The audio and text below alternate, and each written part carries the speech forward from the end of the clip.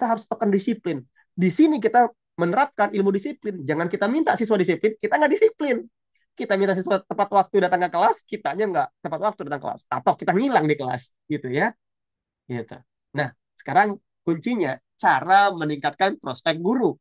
Karir nih. Kenapa saya bilang prospek karir, bukan meningkatkan prospek kesejahteraan? Karena kesejahteraan sejalan dengan karir. Kalau prospek karirnya baik, kesejahteraannya pasti baik. Bicara kesejahteraan, ini bukan tentang finansial saja, Bapak Ibu guru. Kesejahteraan tentang kenyamanan hidup dalam menjalankan pekerjaan itu. Pekerjaan itu nyaman tidak untuk kita. Kalau kita tidak nyaman, kita nggak sejahtera, sekalipun uangnya banyak, Bapak Ibu. Begitu. Ada orang yang penghasilannya banyak, tapi tidak bisa menikmati semuanya dengan baik, begitu ya. Nah, artinya bahwa ini bukan tentang banyak-banyakan penghasilan, tapi banyak-banyakan bahagia. Saya bilang begitu. Nah, maka dari itu saya ganti namanya prospek karir sebagai guru. Begitu. Jadi ada 7 hal yang Bapak Ibu bisa lakukan sebagai guru. Begitu. Darling Hammond itu pernah bilang di bukunya tahun 2017. Gitu ya. Yaitu pengembangan profesional berkelanjutan. Terus Bapak Ibu belajar. Ambil seminar-seminar. Kalau perlu Bapak Ibu ikut sertifikasi nih. PPG saja jangan cukup. Bapak Ibu kalau lihat tadi eh, judul apa title saya di belakang ya gelar saya itu nggak enak banget itu susah banget dibacanya gitu ada cert ILS, cert TM, ada MIE, ada TM, ada MT gitu dan seterusnya ya itu semuanya adalah sertifikasi kualifikasi yang saya ambil waktu saya jadi guru sambil ngajar saya belajar nggak ada namanya peraturan merdeka mengajar di zaman saya mengajar ibu 2011 2012 nggak ada saya ambil itu saya belajar sendiri ketika Microsoft buka pelatihan, saya ikut trainingnya sampai hari ini saya ikut trainingnya Microsoft. Saya ikut punyanya Google, saya pun ikut punya Amazon dan seterusnya. Dan gak hanya sampai saya ikut apa yang dilakukan di Trinity School. Ada lagi beberapa kampus-kampus yang lain mengadakan pelatihan-pelatihan keguruan. Kenapa tidak diambil? Ikuti. Bayar, bayar. Namanya juga untuk karir akhirnya bisa berdampak. Bahkan Bapak Ibu, saya pernah ngajar. 1 jam saya mengajar di salah satu institusi swasta. Itu saya dibayar 1 JP-nya 40 menit. Itu dibayar 280.000 paling rendah. Dan paling tinggi saya adalah 500.000 per jam. 45 menit. 500.000 Bapak Ibu. Bayangkan kalau ngajar, itu seminggu. Bapak Ibu. Bahkan pernah saya bikin soal. Saya bikin soal di salah satu perusahaan. 30 soal bahasa Inggris. Untuk engineering and oil and gas. Apa mau tahu nilainya berapa? Saya masih pegawai negeri sipil pada saat itu, masih PNS. Gaji saya waktu itu adalah ya PNS tahu lah ya sekitar berapa. Ketika saya bikin soal, kita tahu kalau bikin soal di sekolah negeri berapa? Paling 5.000. Saya bikin soal 30 soal. Berapa, Ibu? 35 juta. Saya nggak bohong. Artinya apa? Kenapa mereka berani bayar begitu? Karena sertifikasi saya. Ditanya, Bapak punya sertifikasi oil and gas untuk English proficiency-nya? Punya. Kategori apa? Kategori A. Nah, iya kan? Mana? Saya boleh lihat sertifikat tunjukin. Nah, itu. Nah, itu ketika ditunjukin dan ketika dipercaya untuk bikin soal, saya pikir angkanya kecil. Ditawarkan 35 juta. Besar sekali. Saya buat soalnya, besoknya, pertemuan berikutnya, Pak Is, boleh buatkan lagi. Oke, dengan senang hati. Bayangkan Bapak Ibu. Artinya, ini bukan masalah profesi kita sebagai ASN, bukan tentang PMM, tapi sejauh mana kita mengembangkan kualitas kita, relasi kita. Begitu. Makanya gunakan teknologi ini lebih mudah sekarang mengembangkan jaringan. Kemarin saya baru ketemu dengan salah satu institusi swasta di Singapura. Kita rapat terkait bagaimana melatih siswa untuk mendapatkan beasiswa ke Singapura untuk anak Indonesia ya dari SMP bisa sekolah di Singapura sampai kuliah nanti.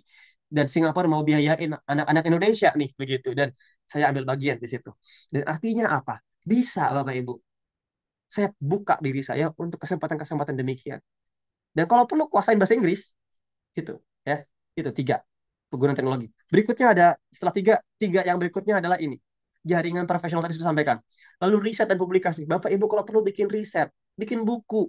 Ini juga salah satu pendapatan Bapak Ibu. Kalau kita bicara pendapatan ya, bikin buku. Jangan nunggu dipaksa negara bikin buku baru bikin buku. Bikin buku ya, begitu. Nah, di sini ruang Bapak Ibu bisa lakukan begitu. Kalau nggak bisa bikin buku, bikin publikasi riset. Ikut jurnal-jurnal ilmiah. Susah, kalau susah jangan lakukan. Cari bidang lain, bikin bahan ajar saja. Bahan ajarnya kalau perlu bisa dijualkan secara online. Kalau perlu Canva tuh. Nah, Canva juga bisa tuh. Yang suka ngelukis, suka gambar, ambil bagian itu, gambar untuk Canva, itu bisa dibayar Bapak Ibu. Artinya mungkin. gitu. Nah, lalu apa? Bapak Ibu harus siap dengan fleksibilitas, begitu. Yang bilang siapa? Yang bilang Hopkins sama Letwolf. Di bukunya judulnya adalah The Seven Strong Claims About Successful School Leadership. Maka kepemimpinan dan inisiatif itu harus hadir. Tapi kan ini buat kepala sekolah. Tidak. Kepemimpinan itu untuk guru juga. Di kelasnya dan rekan-rekan sejawatnya. Begitu. Dan itu tidak bisa lewat dengan gaya marah, tapi lewat ketegasan. Gitu. Maka tips berikutnya saya ingin ajak Bapak Ibu mulai memanajemen kerja dan mengajarnya. Lewat apa? Lewat aplikasikan growth mindset-nya secara benar. Begitu. Growth mindset itu harus benar dulu Bapak Ibu. Kita berprinsip bahwa tidak ada yang tidak bisa kita kerjakan selama kita punya akal. Karena kita manusia. Selama kita punya akal dan kita punya fisik yang baik, insya Allah kita bisa kerjakan itu. Kita bisa lakukan itu. Kalaupun gagal, biarkan kegagalan itu melatih kita untuk bisa di akan datang. Sukses itu adalah bangun dari kegagalan gitu. Bukan kata saya, katanya Fulbright begitu ya. Nah, lalu yang kedua, kembangkan ulang perspektif. Perspektif kita harus reframing terus untuk hal yang positif, bukan hal yang buruk begitu. Itu yang kedua. Ketiga, terus belajar berkelanjutan. Itu katanya Dweck. Mindset, the new psychology of success. Coba terapkan itu. Nah, berikutnya, tiga berikutnya adalah open-minded. Bapak Ibu harus tidak boleh mengkotak-kotakan sebuah pemahaman. Ah, ini salah. Oh, itu salah. Ada teori baru. Saya nggak suka teori ini nggak benar. Bapak Ibu kalau mau tahu, teori pendidikan itu ada tiga. Ada namanya Anderson, ada namanya Marzano, ada namanya Wiggins. Tiga ini punya gaya berpikir berbeda-beda. Ada namanya higher order thinking skill. Itu punyanya Anderson. Ada disebut dengan retrieval thinking itu punyanya si Morzano. Lalu ada namanya six dimension of thinking, design thinking punyanya Wiggins. Tiga ini kalau Bapak mau pakai bikin soal, pendekatannya pakai filosofi itu, saya nggak mau pakai hot, saya mau pakainya retrieval thinking punyanya si Morzano. Boleh. Merdeka Belajar izinkan. Apalagi, saya mau pakai enam dimensinya design thinking. Saya nggak pakai hot sama lots. Saya mau pakai yang ini. Boleh. Karena itu semuanya benar begitu. Nah, tinggal kita mau open, jangan kita kotak-kotakin. Oh, Morzano salah, yang benar itu Anderson. Nggak bisa, begitu. Nah, itu yang dikatakan oleh Kotter di tahun 96 di judul seminarnya Leading Change, kalau pernah dengar, gitu ya. Lalu, lakukan perubahan-perubahan yang signifikan ke diri kita, Bapak Ibu.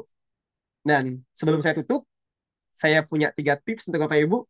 Satu, biasakan diri untuk susun sasaran. Dua, mulai hari ini kalau bisa beli buku catatan, tuliskan rencana aksinya apa. Besok mau berubah diri apa. Saya mau merubah cara ngajar saya apa. Tulisin. Langkah konkretnya tuliskan. Kemudian nanti setelah itu apa? Refleksikan. Terjadi apa tidak? Kalau nggak terjadi, nggak apa-apa. Lakukan lagi. Ulangi lagi. Konsistensi ini yang harus dilakukan. Ketiga apa? Tentukan waktu dan tenggat waktu pada diri sendiri. Jangan berpikir bahwa cita-cita itu bisa dikejar kapan saja. Tidak bisa. Cita-cita itu dikejar berdasarkan tenggat waktu. Kalau sudah 35 tahun mau jadi dokter, itu susahnya minta ampun. Kenapa? Karena untuk masuk rumah sakit, pasti yang dicari adalah 25 tahun. Bapak Ibu ya, sampai 35 tahun. Bahkan untuk jadi pegawai negeri sipil saja ada syarat umur atau syarat usia. Artinya apa? Ada tenggat waktu untuk mencapai cita-cita. Begitu. Jadi jangan nunggu-nunggu gitu. Nah, kita mau nunggu karirnya. Kita mau berhasil jadi kepala sekolah kapan? Waktu masih muda atau masa-masa nanti? Kalau saya sesegera mungkin. Begitu Bapak Ibu. Sesegera mungkin jadi kepala sekolah. Ikut guru penggerak supaya bisa jadi memenuhi syarat kepala sekolah. Ah, itu luar biasa saya katakan. Jadi jangan